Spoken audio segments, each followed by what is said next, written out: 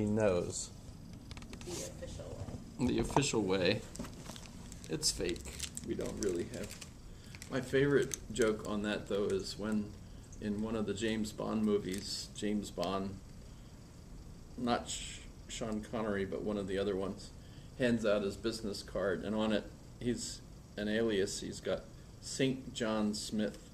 Yeah. And the guy looks at it and says, "Oh, St. John Smith?" And he says, "No, St. John Smythe."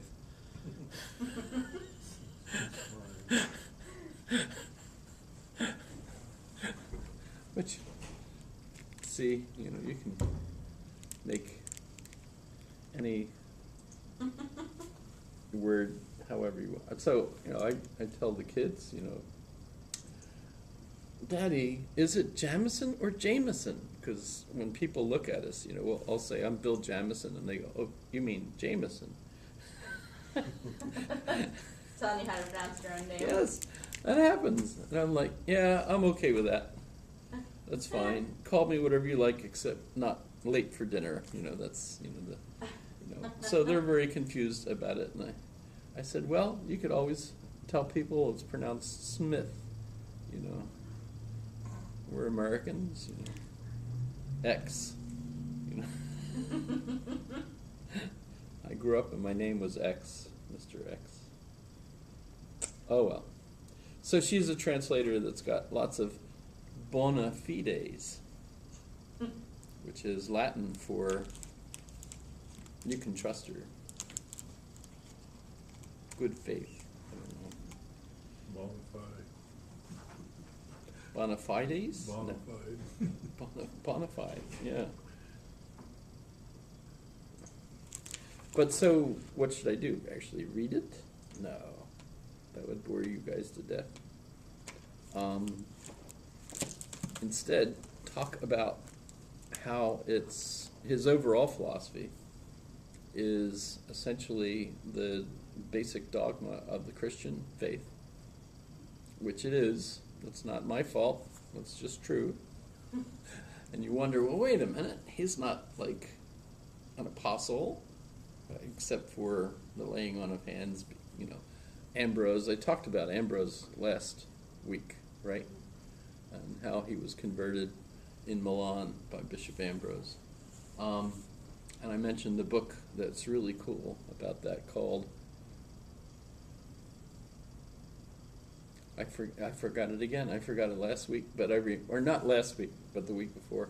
But I did remember it before long, because we looked it up.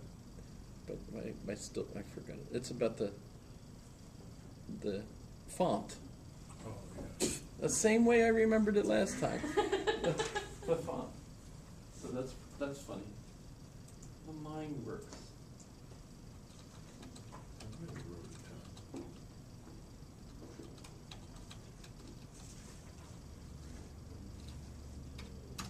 Yeah. Font of life. Ambrose, Augustine, and the mystery of baptism of antiquity. It was like the main sacrament back then. Once you were baptized, you were a member. There's officially 7 sacraments now in the church. We can easily go through them. Baptism is the first one. Confirmation is the one where the bishop smacks you. They smack you. They smack you in the face, but lightly. It's like putting the Spirit of God into you. No. Smack. And it's like he's got like a wall of kids, and he comes along, douche, douche, douche, you know. Confirmo, I confirm. So confirmation is the second one. Third one is matrimony, as I recall. No, third one would be Holy Communion. Yeah. Because you're at 7, you get confirmation, because you're old enough now that if you sin, that's held against you, because you're now of the age of reason, right? But by little bit older, you. In You're fact, also I think allowed it's to drink shortly. wine then. Yeah, I think it's shortly after confirmation that you also have your first communion, which is the third one, right? And then matrimony, is another sacrament. So that's 4. Penance. I should have said penance before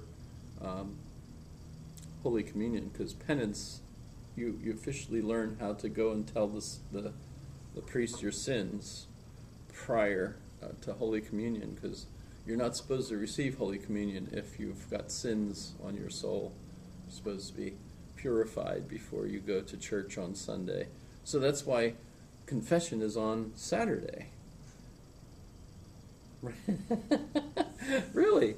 My wife made me go. Isn't that neat how they set that up? You know, you go confess your sins on Saturday, then Sunday you can go and you can. Start the week. Yeah, you're all set, and then of course Monday then it's back with Petronius or whatever his name was to whatever house he goes to when he puts. That's pretty dumb, right? To put perfume in your hair to go to the tavern. No. It's a dead giveaway. Yeah. But then, okay, so then matrimony, and then holy orders, which is when you become a priest. And then the very last is extreme unction, which is when you're on your deathbed, and that's basically giving you the last rites. So that's kind of interesting. I will make sure you stay in line. Yeah. Throughout your life. Yeah, but at the time of his conversion, baptism was really the only real sacrament. And you couldn't be baptized as a child. You had to be first a trainee, basically. You had to learn, the whole story and become converted. And then you were baptized, and it was baptism by immersion. But Augustine gives us child baptism. And the reason for it is everyone is born with original sin, which is Augustine's invention. It's famous, of course, that we all grow up, I guess, believing that we're all sinners. That actually, how do you explain that? Well, for Augustine, since Adam and Eve took the fruited plunge, or whatever you want to call it, all of their heirs have the original sin of Adam and Eve. And this introduces, of course, all kinds of complex issues, like, well, does that mean if a baby dies that it goes to hell? And the answer is yes, unless it's been baptized. Whoa, that's just not fair, because the poor little kid hasn't had a chance to do anything. Well, let's introduce limbo. It's not fair to say that the child that has not gone through any Cannot rituals, Think for hasn't, itself. can't Or think for that itself, matter, can't make get into trouble. decisions Based on books. It's very melodic. Dum, dum, Oh, dum. I take this. Ah. Well, you know all this stuff anyway, so now the thing is, limbo has lost its official dogmatic. In fact, it was according to the church, they got so much grief recently about limbo that they finally, thought about the history, looked up, where it came from and everything, and they said, you know what?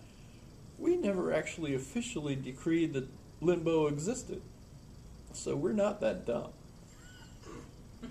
Because that was like a dumb, limbo was supposed to be like a place where those who You mean did like not sin. purgatory? Is that the Purgatory is where you have sinned. Oh, and you need to be punished before you can go to heaven.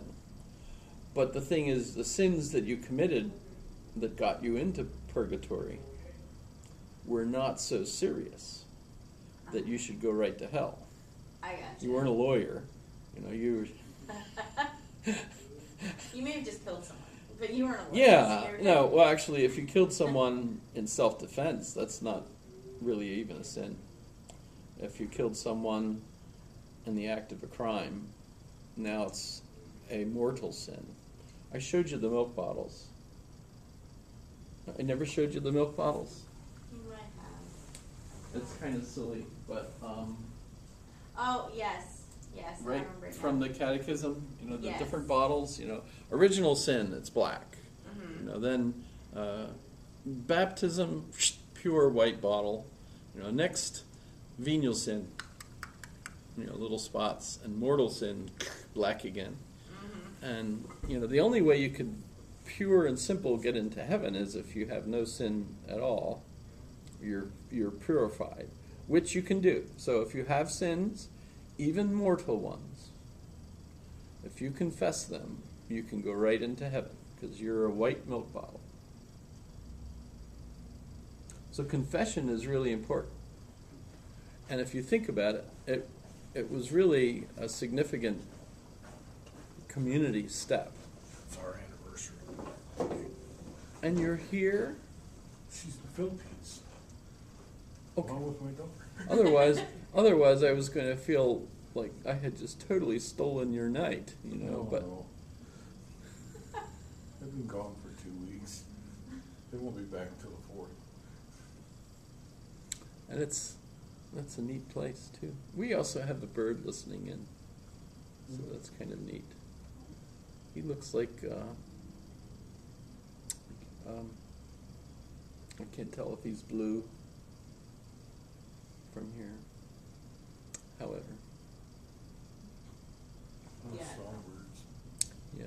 But in any case, yeah, so it's really a significant step for the church to promote confession.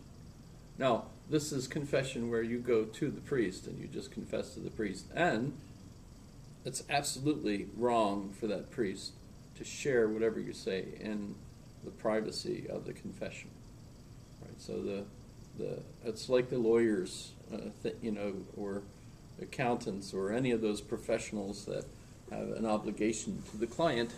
That if you go and tell them you killed somebody, the lawyer's not supposed to call the police and tell them, "Hey, he confessed," because it's client privilege, right? Same thing with the priest. So the priest is not supposed to, on pain of death, and some priests have been killed because they were tortured for the wrongdoings of an individual by someone that could care less about the priest, etc. So historically, there's been lots of priests that have gone to death for the parishioners that have told their sins to them, but not all of them. So choose your priest wisely, I suppose. And there have been people put to death for what they said to the priest.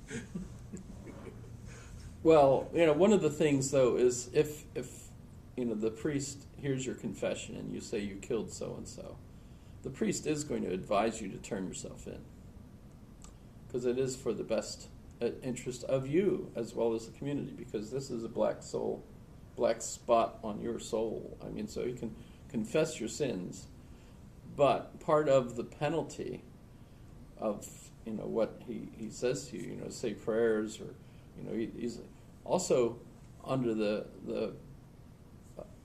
possibility of saying, you're not really going to be forgiven unless you turn yourself in. I mean, he can certainly do that, I believe. I didn't go to seminary, but I'm pretty sure that would be something they could do. I mean, it's the priest is trying to heal the community, not just your soul, but also the community. So this is a pretty neat opportunity. Now, it's interesting when it becomes a Protestant, when you have the Protestant sects, you end up with confession being expected in front of the whole community. So, you know, you don't go to the priest on Saturday for one reason, you don't have one. And often the ministers are not professionals in any case. You wouldn't be able to trust them.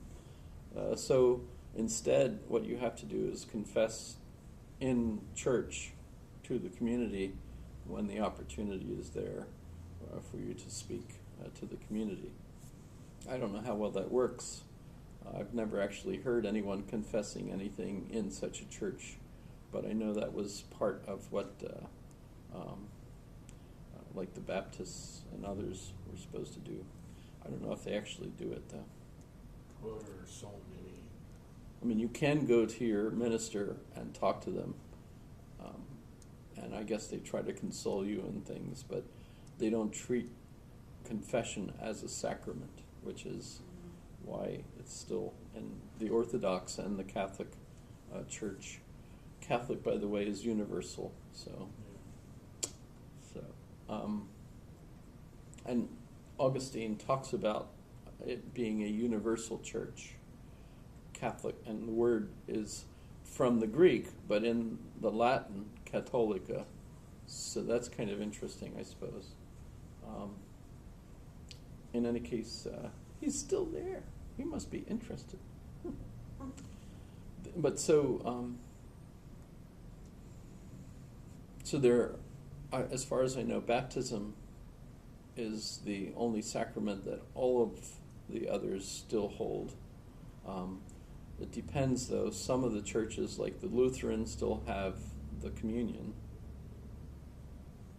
And I think they still have last rites, although I don't know how that works. But I don't know that they have confession. And baptism, but baptism they have. But so... A lot of them, like the Baptist and other different Protestant, the confession is more between you and the big man. Oh. There's no middleman. There's no middleman. So you talk directly to Christ You and God. confess directly to God, yeah. You know, instead of Why? all that other stuff. Yeah. Of course, you could always do that, I suppose. In a sense, if you believe that God is aware of all your thoughts, there are no secrets between you and God. I think the difference with confession is that you're literally confessing it to another person. And the priest is going to keep your secret, but at the same time, it's a psychological relief to the person. That you're not the only one who's trying to hide it and that sort of thing. And it's admitting it to yourself in that confession. So it's not just that you're telling the priest. By saying it to someone else, it's out in the open to you too. So there's a psychological power to it. But original sin.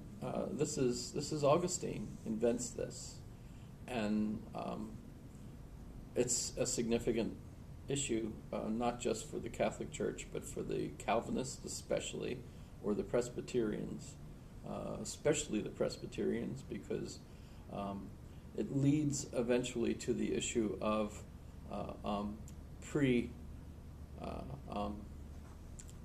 what the heck is the word? It's not preordained, predestination. Predestination.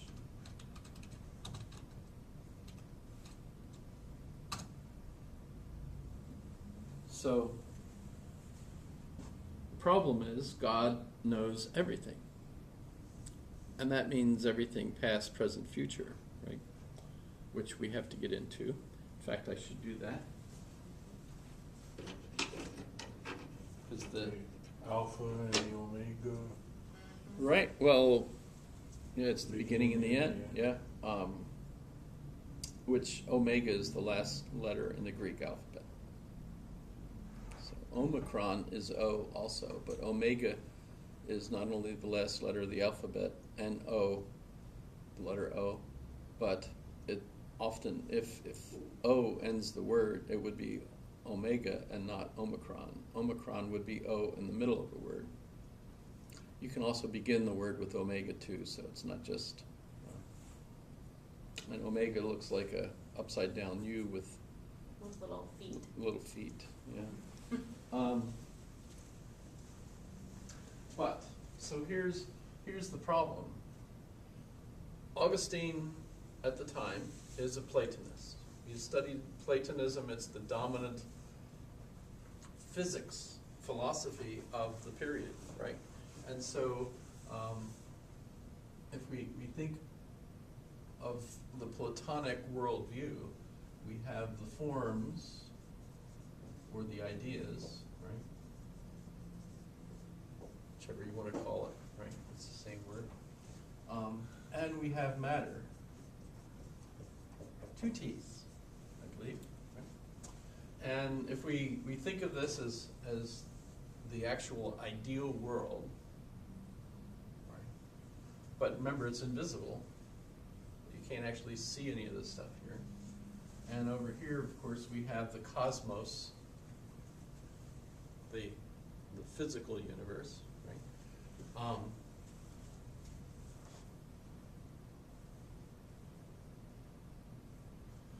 This, under Christian thought, would also be referred to as heaven. So remember, for Plato, at birth, our souls enter into a physical body. But at death, we return to here, right? The infusion of the soul into the body is accepted as part of the Christian worldview. That's how the soul gets there, right? Changes over the course of history. The main change was with Aquinas, who was an Aristotelian. Remember, that's going to change a lot, right? The soul is the activity of the body. And so, since the soul doesn't apparently enter the body until roughly around, when the first kicks happen, so that's what, about 3 months or so? So that's when the body becomes ensouled, according to Aquinas, right? Now today, the church, thanks to science, has learned that actually as soon as the fetus, a blastocyst, whatever, as soon as it's now a egg and sperm have joined together, it's now a fertilized living person, and they know from our technology that it's alive. And so officially the soul is there right from the beginning, as far as I understand. So the concept of when the soul is there has changed over time. And that's important, by the way, because the church used to think, hey, if before the fetus is ensouled, it's aborted. Well, that's not a sin, because it wasn't a soul yet. See the difference? Yeah. If of course now the church feels that it's a souled person right from the beginning, and so that's why they're against abortion at all, or even prevention, etc. But so that's kind of changed historically, at least for the Catholic Church, as far as I know. But the issue here is that these are like 2 different worlds.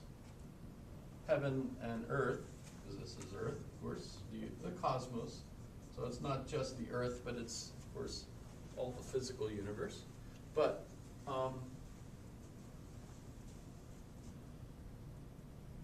God creates the whole thing at once. So before God created the universe, there was no heaven either. Because this, in the Platonic view, is the reason that matter can take the shapes that it does, right? So remember, that's kind of like the sun shining on the earth. You couldn't see anything without the sunlight. We can't see shapes there aren't any shapes actually without the forms being kind of broadcast onto the matter. In fact, remember, the matter doesn't really even have the shape. It only appears to have the shape because our souls perceive it because of our connection to. It can be really confusing. The reason it's so confusing is because, of course, it's not true. They're making this stuff up, but that's what they had, right? That you look back and you think, how did they have Aristotle that was clearly so much more powerful, and Plato won? How did that happen? Because the minute you read Aristotle, you realize, oh, gee, this is so much truer, more likely, right?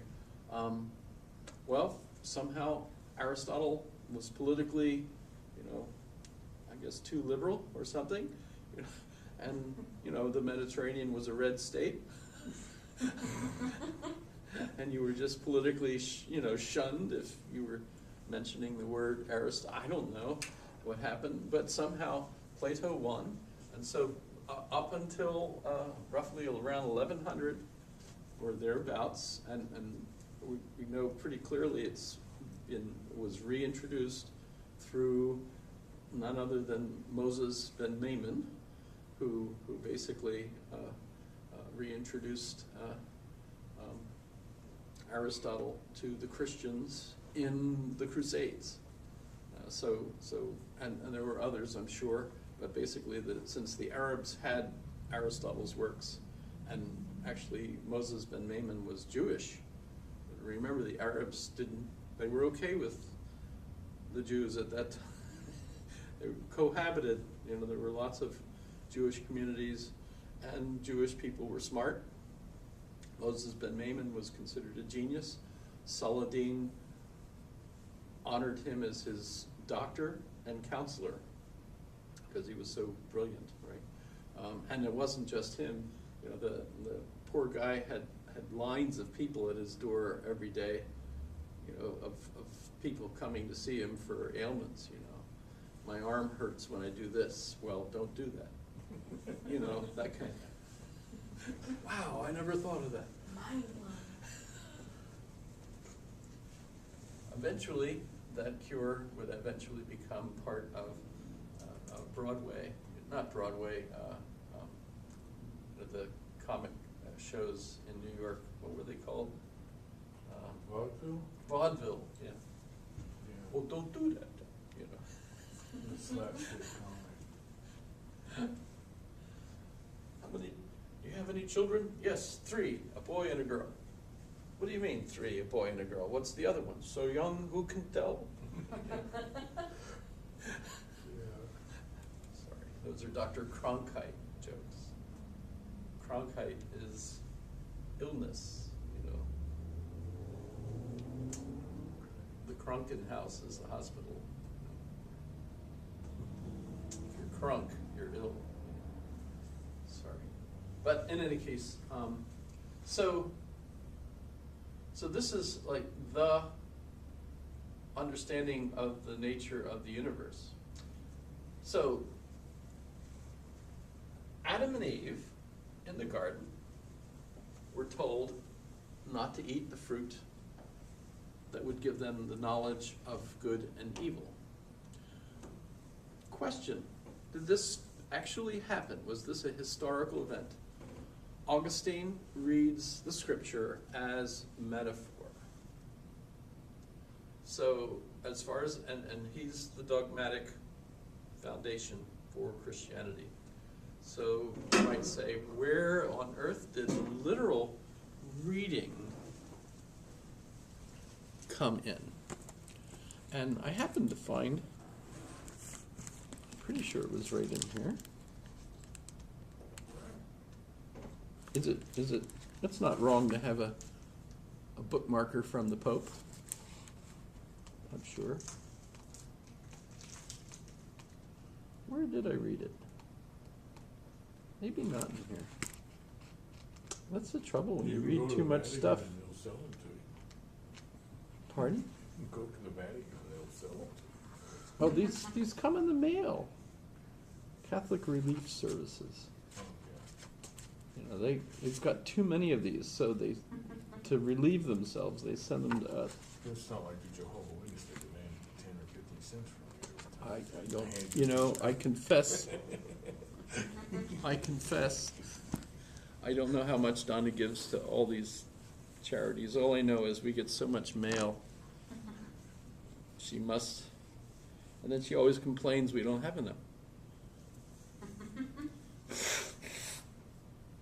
It's not my fault.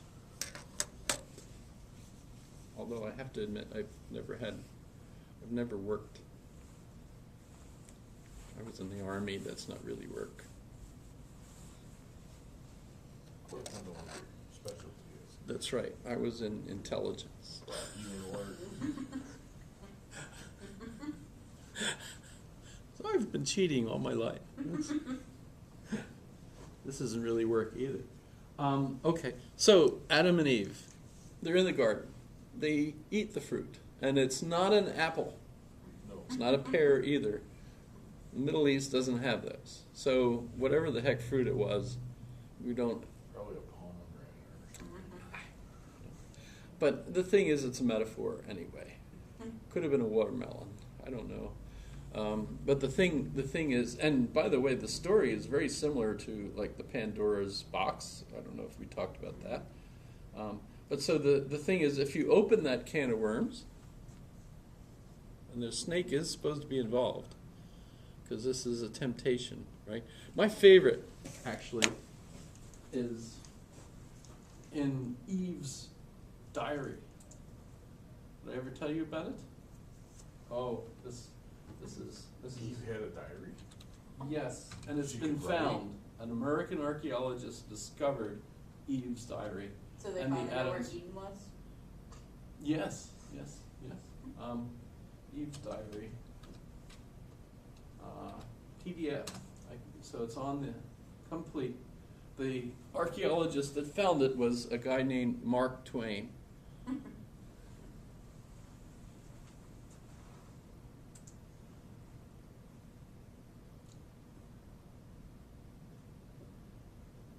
So, this is Eve speaking. Saturday? Yeah, I was gonna say, Eve, explain, it's Saturday. I'm a whole day old. I arrived yesterday, that is, as it seems to me. And it must be so, for if there was a day before yesterday, I was not there when it happened. Or I should remember it. Woman's logic. It could be, of course, that it did happen and that I was not noticing. Very well. I will be very watchful now, and if any day before yesterday's happened, I will make a note of it. It will be best to start right and not let the record get confused, for some instinct tells me that these details are going to be important to the historian someday. For I feel like an experiment. I feel exactly like an experiment. It would be impossible for a person to feel more like an experiment than I do, and so I am coming to feel convinced that that is what I am, an experiment, just an experiment, and nothing more. Then if I am an experiment, am I the whole of it? No, I think not. I think the rest of it is part of it. I am the main part of it, but I think the rest of it has its share in the matter. In my position, is my position assured, or do I have to watch it and take care of it? The latter, perhaps. Some instinct tells me that eternal vigilance is the price of supremacy. That's a good phrase, I think, for one so young. Everything looks better today than it did yesterday. In the rush of finishing up yesterday, the mountains were left in a ragged condition, and some of the plains were so cluttered with rubbish and remnants that the aspects were quite distressing. Noble and beautiful works of art should not be subjected to haste, and this majestic new world is indeed a most noble and beautiful work, and certainly marvelously near to being perfect, notwithstanding the shortness of the time. There are too many stars in some places and not enough in others, but that can be remedied presently, no doubt. The moon got loose last night and slid down and fell out of the scheme, a very great loss. It breaks my heart to think of it. There isn't another thing among the ornaments and decorations that is comparable to it for beauty and finish. It should have been fastened better if we can only get it back again. But of course there's no telling where it went to. And besides, whoever gets it will hide it. I know it because I would do it myself. I believe I can be honest in all other matters, but I already begin to realize that the core and center of my nature is love of the beautiful, a passion for the beautiful, and that it would not be safe to trust me with a moon that belonged to another person, and that person didn't know I had it. I should This warn you. describes my daughter. I should warn you. It's dangerous. You if you read this without one of those like belts that you should wear, like when you're doing wrestling, that that help keep your guts in, you could actually injure yourself reading. As you see, for I do love moons. They are so pretty and so romantic. I wish we had 5 or 6. I would never go to bed. I should never get tired lying on the moss bank and looking up at them. Stars are good too, etc.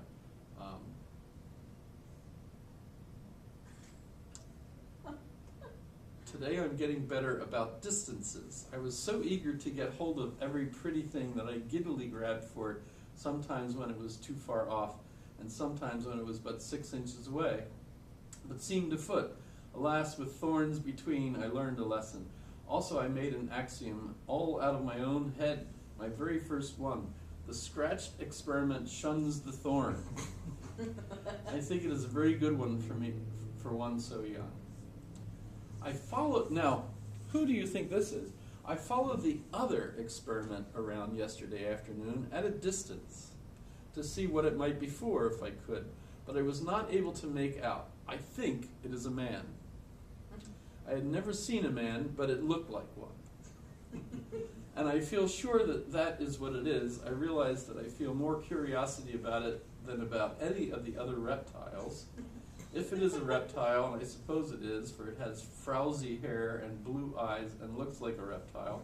It has no hips, it tapers like a carrot. When it stands, it spreads itself apart like a derrick. So I think it's a reptile, though it may be architecture.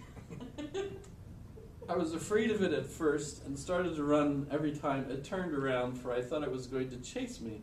But by and by I found it was only trying to get away. So after that I was not timid anymore, but tracked it along several hours, about 20 yards behind, which made it nervous and unhappy. At last it was a good deal worried and climbed a tree. I waited a good while, then gave it up and went home. Today the same thing over. I've got it up the tree again. Sunday. It is up there yet. Resting, apparently. But that is a subterfuge. Sunday isn't the day of rest. Saturday is appointed for that. It looks to me like a creature that is more interested in resting than anything else. That's a typo. It would tire me to rest so much. It tires me just to sit around and watch the tree. I do wonder what it is for. I never see it do anything. That's a typical complaint. Right? They returned the moon last night, and I was so happy. I think it is very honest of them. It slid down and fell off again, but I was not distressed. You get it, I suppose.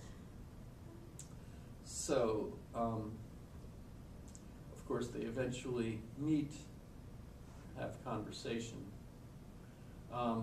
It is pleasant again now, and I am happy, but those were heavy days. I do not think of them when I can help it. I tried to get him some of those apples, but I cannot learn to throw straight. I failed, but I think he talks very little. Perhaps it is because he is not bright and is sensitive about it and wishes to conceal it.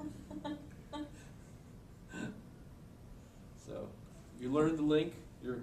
This is actually from a book that was published posthumously called, what was the name of the book? I got a little paperback, but obviously you don't have to wait and go buy a book. I don't think it was called like the posthumous writings, but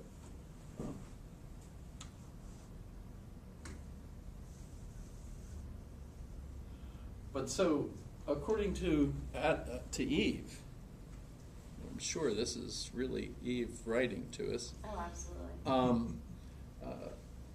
Adam was the one that informed her that the spirit in the garden, which they couldn't see, but it had said that you should not eat the fruit of that one particular tree.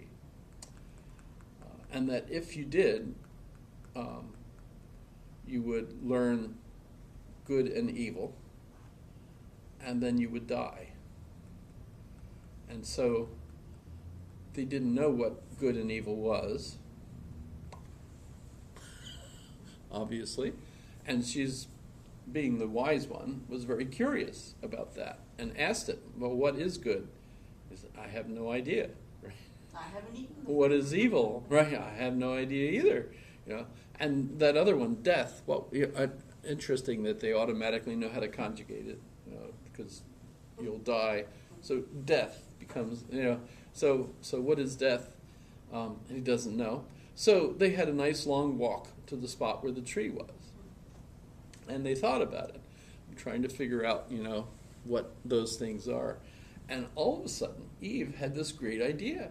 All they had to do was eat the fruit, and then he would know what those things were. And so she picked one of them, and they were about to eat it when a triceratops ran by. And that was so much more interesting that they dropped the fruit and ran after the triceratops. Sounds So legit. notice, that means, of course, we never found out. And they didn't really sin, because they didn't really eat the fruit. But you know what? God came in later on, the Spirit entered, and was absolutely convinced that they had, and they were too embarrassed, because they had thought of eating it, and so they got kicked out.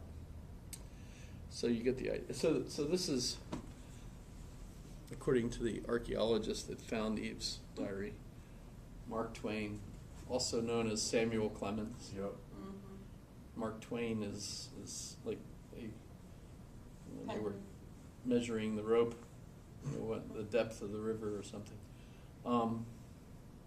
Okay, so in any case, that's my favorite version of the Garden of Eden. In any case,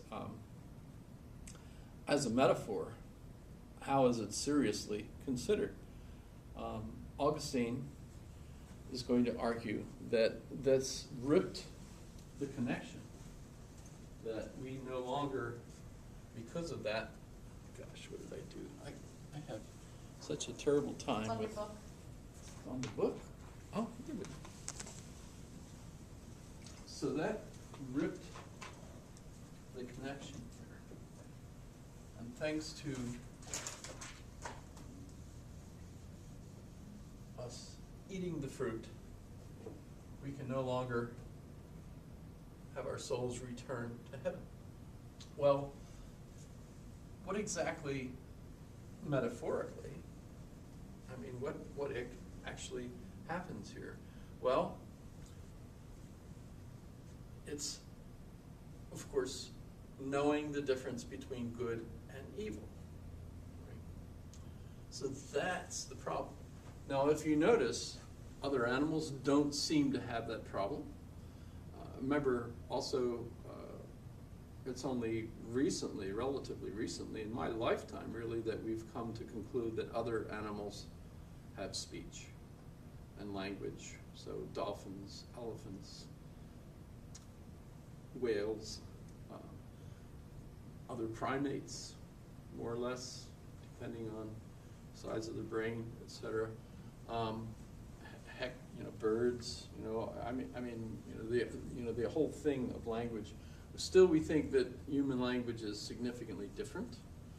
That we have recursion is what Noam Chomsky says is the main difference between human beings and other animals, is that in our language we have recursion.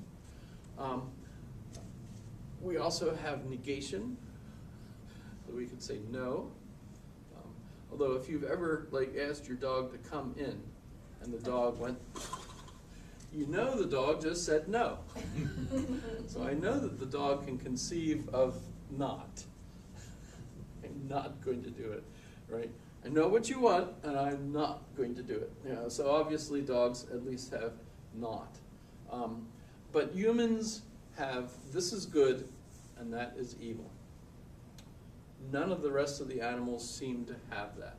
Not in the sense that we do. I mean, they clearly eat this and not that. They clearly know what's good for them and what's not good for them. They know that if there's a predator in the neighborhood, they should stay quiet and hide in the branch. Let mom go out and scare it away, or how she does, you know, that kind of thing. So there's definitely decisions and things that those animals will make, but we can say, boy, you know, that bridge is really smashed. That's not good. You know, and the engineers can decide, yes, we're going to have to close this road because that's going to fall.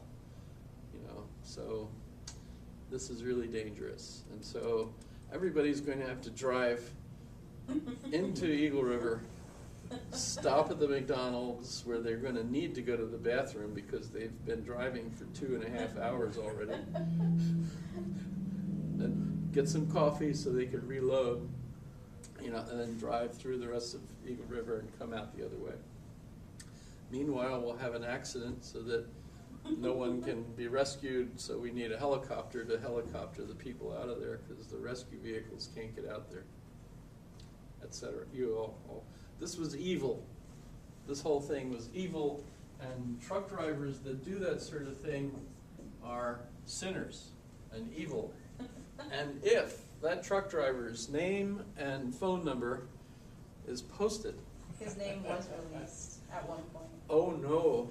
Someone on the Glen Highway Traffic Report Facebook page, once they found out the name of the business, they somehow, I don't know, they had information, they knew who it was, and they posted his name, and the admins took it down as soon as they saw it, but it was out there. Oh dear. So his name is Mud. So that is evil. You know, somebody else might say, well, you know, actually, I'm an engineer, I was out of work, and now I'm going to be making a lot of money over the next couple of days, at least, maybe longer. You know, in fact, maybe we're going to also build a ramp. And a bridge. You know, we're in the money. This is really good, right? So the exact same thing, I usually talk about a tree, but since I've got this marvelous opportunity, it just showed up, you know, the bridge. Notice that it depends on the human who's interpreting whatever it is to decide whether it's good or evil. And for some, it will be the same exact thing. It will be interpreted as a good, the other for an evil. You know, we're blowing up the enemy. As far as the enemy is concerned, that's evil, that's a bad thing. You're an evil person, you're blowing up my family. And we're like, well, you deserve it because you're a member of ISIS and you're you know, a terrorist, you know, and it's your fault you're hiding with your family. And we're going to blow them all up because you're there. And that's the only way we can use our drone to get you or whatever, right? You know, so again, notice, can we do that with every single good and evil? Can we say that for some individuals it's a good, for others it's an evil? Plague that kills millions of people seems universally bad. We'd say the Holocaust, universally bad. Actually, no. There were a lot of people that were pro-Holocaust. We're supposed to, right? I mean, you know, a lot of the Nazis, this is the best thing to do. Get rid of all of these people, right? Purify the race, etc. Whoa. And then we come in, because I don't know how I get to be part of this, because I wasn't even born yet.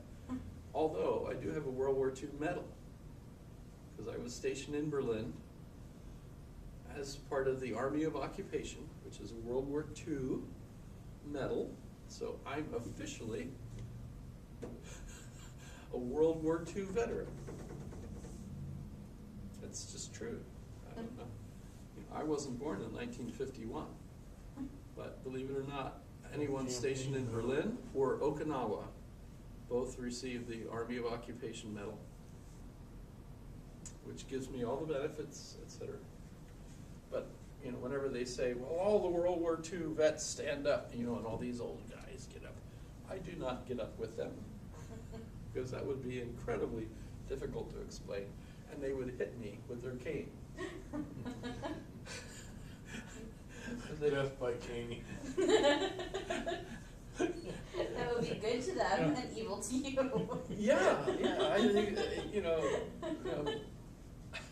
it was a good thing for me, because, you know, I have that as part of my record, and, you know, that means I'm allowed to join the VFW and other things that, you know, otherwise I wouldn't, because the Persian Gulf crisis, they learned their lesson.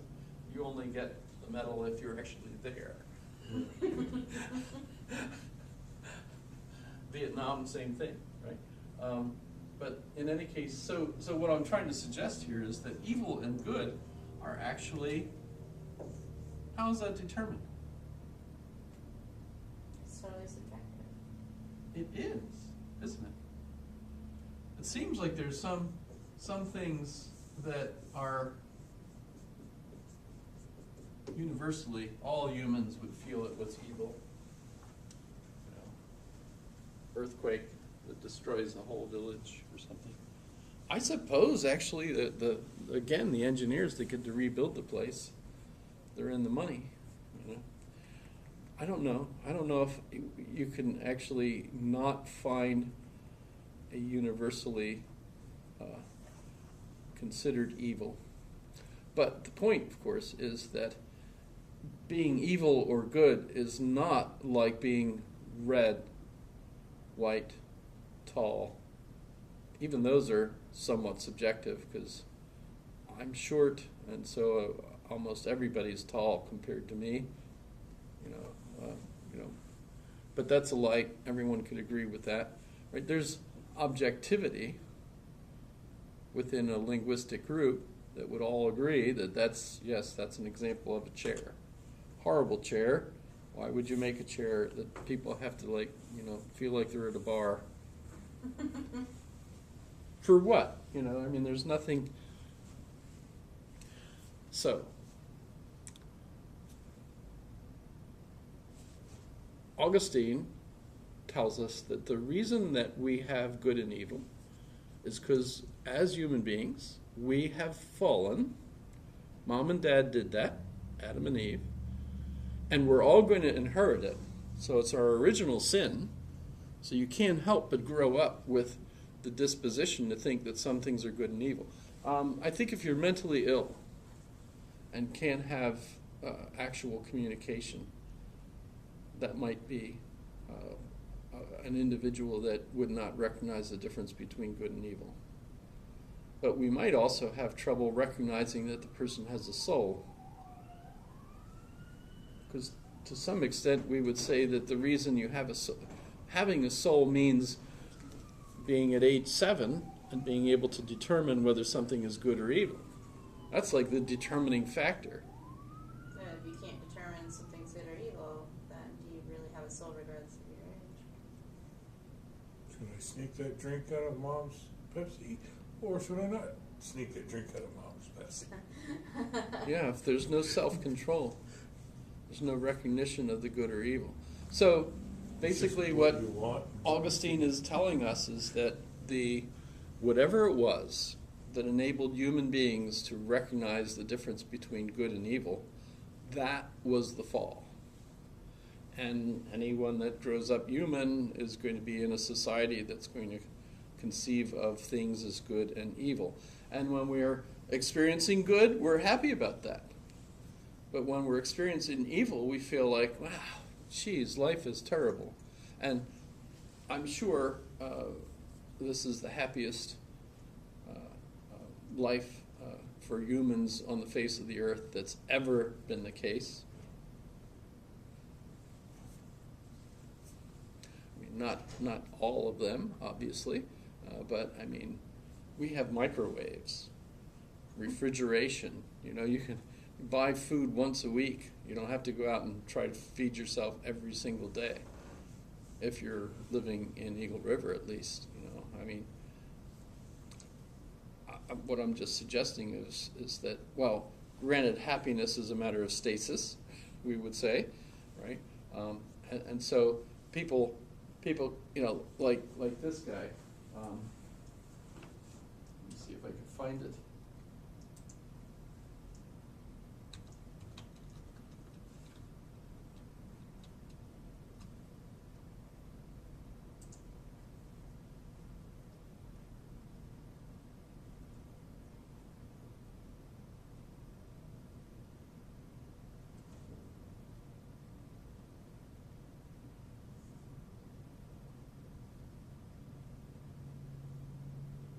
Why is he in trouble now?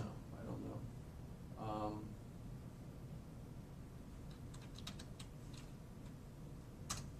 Well, you know, they get famous and they think that every woman should have She feelings wants for them. It's written for the Chris Rock Show, Late Show with David Letterman, Late Night with Conan O'Brien, and the Dana Carvey Show. He's also made numerous independent films. He was on the show last season, and we asked him back to catch up.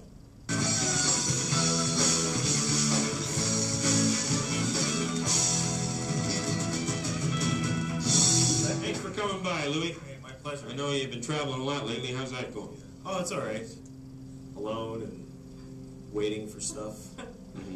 Just me. So I'm looking at other people, and I'm looking at these little kids. You know, some parents with kids. And there was this one kid, and I'm just watching him. I was just thinking, you know, when you look at a kid, he was just like a shitty kid. You know what I mean? He was like, he looks at me. You know how a kid like will gaze at you all of a sudden? He starts. You know, because he has no context for. This isn't the one. And I imagine parents must want to do that to their kids all the time. I think it's a relief to them that someone agrees. Somebody, yeah. Because she can't do it. There must be, as much as you love your kids. Our first guest, a talented, funny, beloved comedian who just set a record. This isn't. You look great. Thank you. Thanks for the time. Ben. Good to have you here. My first date.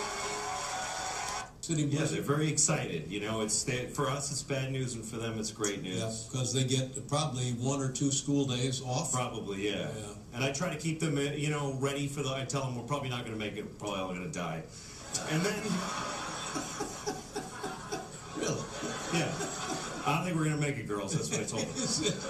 Well, that's too Yeah, bad. it's a lot of snow. Dad's got to go do a talk show, but I don't think we'll make it. No, I think we're going to make it, yeah. This thing is mind-boggling, and I understand there was a 4th show at Madison Square Garden, Yeah. which you. Now, when you're working in an enormous Trying to get to arena the like airplane that, part. how do Have you seen you it? create an intimacy that would be conducive to comedy? Yeah, it's funny because you know if you go see a concert like a rock band, everybody's going woo, you know, but that's not appropriate during comedy.